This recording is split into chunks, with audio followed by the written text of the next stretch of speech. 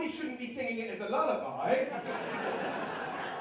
But it's worrying. You do worry about these things. And, did you go to those antenatal classes? Did you do any of that? Someone said the person that hates kids went to one. What, just to gloat? I haven't got any! Hate you all! What's that? You went and you did you say, madam?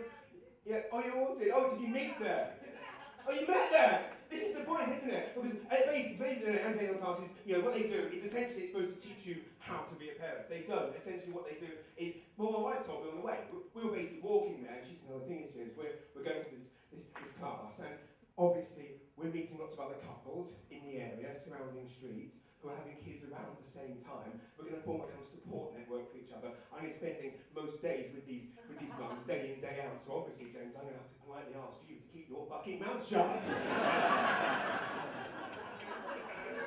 I did try, ladies and gents. I did try. Now, this is absolutely true, okay? I thought they'd teach me things, and I'm not trying to be crass here, but one thing that I really did think that I would like to have learned, having my son being born, I don't want to be crude, I don't want to be disgusting, but I would have liked to learn how to clean poo off testicles. Without damage, exactly, because it's very difficult. Okay, it's very, very difficult. I mean, I learned lots of things at boarding school, I didn't learn that. So I wish I'd known. I actually mentioned this to my mum recently, and she's like, and there's a very simple way, and this is what they should do in those Hale classes. Rather than talk all the other crap, what they should do, and this is such a brilliant suggestion, so share this with your friends, get a tea bag and put jam on it and try and clean the jam off. It works! It does, it works! Okay, but anyway, instead of that, which would actually be helpful, and I would actually need to know that, we sit down, and the teacher says, now, welcome everybody. This is the first thing she said, I swear, it's word for word, I'll never forget to the day I die. Does anybody know what you should do if the baby's 2 weeks late, overdue, what you can do to bring on the labour a bit quicker? She knows! Lady from Bray, would you like to share the 2 ways in which you can bring on a labour quicker? No, okay. Did you use one of these tricks? It's spicy food and sex is the answer, which kind of proves that God's a man, that curry and fucking are the ways to bring it on. And I don't want to be crass, but did you use one of those? Well, our son was 4 weeks early.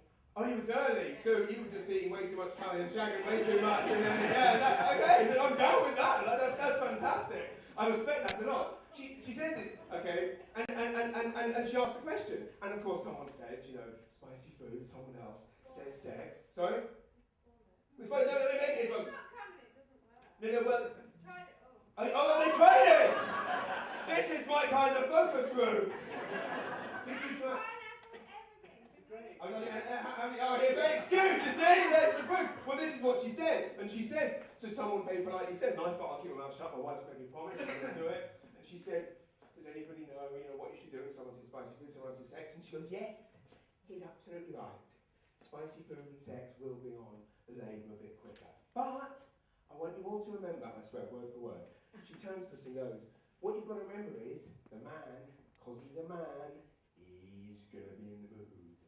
But a woman has been carrying around this big baby for 9.5 long months. She's exhausted, she's tired, she's sweaty, she's uncomfortable, she's achy, she's pained. She might not be in the mood. So please, please, please remember, it's got to be consensual.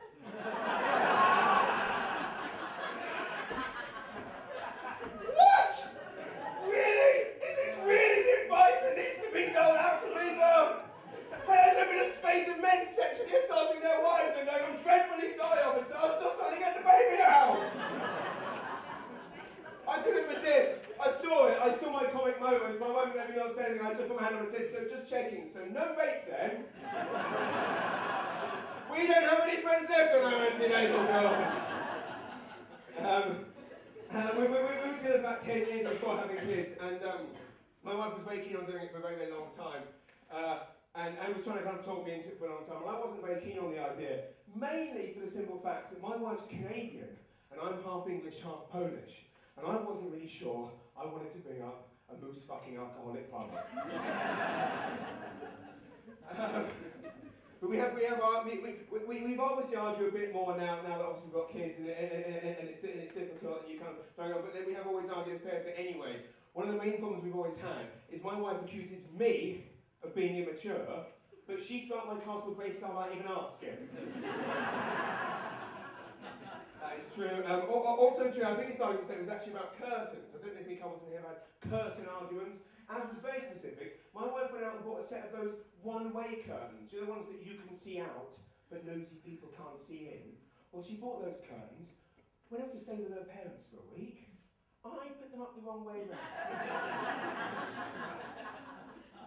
You have never known true embarrassment until all your neighbours have seen you masturbating with a sooty glove on. Again, a story that I do like to share at gigs around the country. Sometimes gets quite a mixed reaction. I mentioned I was at a place called the Brew House in Taunton, and a lot of the mothers in the room looked absolutely livid and petrified. And it was only when I left the venue and saw the banner outside I discovered the previous show that afternoon had actually been the sooty show.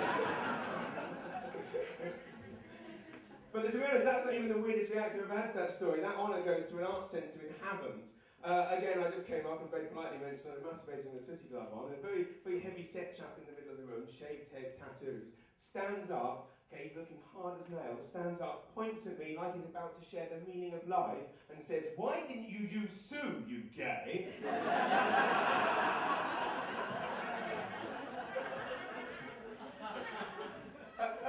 A fair point from the man in Havant. Clearly, in the homophobic world of Havant, it's perfectly acceptable to fuck a children's puppet, as long as you're not being a puff about it. That's